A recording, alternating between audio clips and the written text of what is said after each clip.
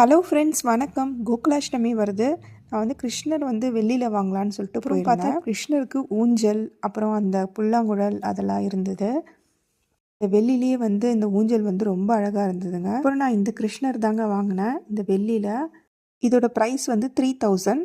குட்டி க்யூட்டான ஒரு மயில் டிசைன் போட்ட ஒரு புல்லாங்குழலுங்க. ரொம்ப க்யூட்டாக இருந்தது. ஆன்டிக் பீஸில் விநாயகர் பார்த்தங்க. ஒரு சின்ன சின்ன டீட்டெயிலுங்க அழகாக பண்ணியிருந்தாங்க. இதோட ரேட் வந்து 5000 கிட்ட.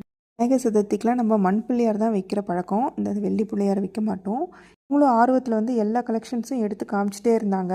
நாங்கள் வந்து கிருஷ்ணர் மட்டும்தான் வாங்க போனோம். அது மட்டும்தான் வாங்கினோம். சரின்னு சொல்லிட்டு வெளியே கடையில் போய் ஒரு சின்ன ஊஞ்சலாக பார்த்து வாங்கிக்கிட்டோம். இதுவே வந்து 400 300 சொல்கிறாங்க. அதுக்கப்புறமா இந்த வெள்ளியில் வந்து நம்ம கிருஷ்ணர் வாங்கினோம் இல்லைங்களா, அதுக்கு ட்ரெஸ் பார்க்கலான்னு சொல்லிட்டு பார்த்துட்டு இருந்தேன். ட்ரெஸ் வந்து ரொம்ப அழகாக இருந்ததுங்க. குட்டி குட்டியாக நிறைய ட்ரெஸ் இருந்தது. ஆனால் என்னோடய கிருஷ்ணருக்குன்னு அந்த ட்ரெஸ் எல்லாம் வச்சு பார்க்கும்போது என்னோடய கிருஷ்ணரே முழுகிடுறார் அந்த ட்ரெஸ்க்குள்ளே.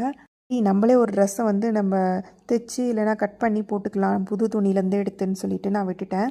அங்கேயே வந்து கடையில் வந்து நிறைய கிருஷ்ணர் சிலைங்க வந்து விற்றுட்ருந்தாங்க. அதெல்லாம் 20 ரூபாயிலேருந்து ஸ்டார்ட் ஆகுது. ஊரில் கோகுலாஷ்டமி வந்தாவே எதுனா வந்து கிருஷ்ணர் வேஷம் போட்டுட்டு வாங்க, இல்லை ராதா வேஷம் போட்டுட்டு வாங்கன்னு சொல்லிடுவாங்க. இந்த புல்லாங்குழல், கைக்கு காலுக்கு போகிற அக்சசரிஸ்லாம் நான் நர்சரியிலே வாங்கி வச்சிட்டேன். அதை வாங்கி வச்சு வந்து ஒரு பாக்ஸில் போட்டு வச்சிட்டோம்னா அதுவே நம்ம யூஸ் பண்ணிக்கலாம். ஒரு வருஷமும் போய் வாங்குறணும்னு ஒன்றும் அவசியம் இல்லை. கடைசியில் நான் இந்த ஊஞ்சல் தாங்க வாங்கினேன். வாட்டி இண்டிபெண்டன்ஸ் டே இருக்கிறனால 3 நாள் கண்டினியூஸாக லீவ் இருக்குது. யார் யாரெல்லாம் ஊருக்கு போகலான்னு பிளான் பண்ணியிருக்கீங்கன்னு சொல்லுங்கள்.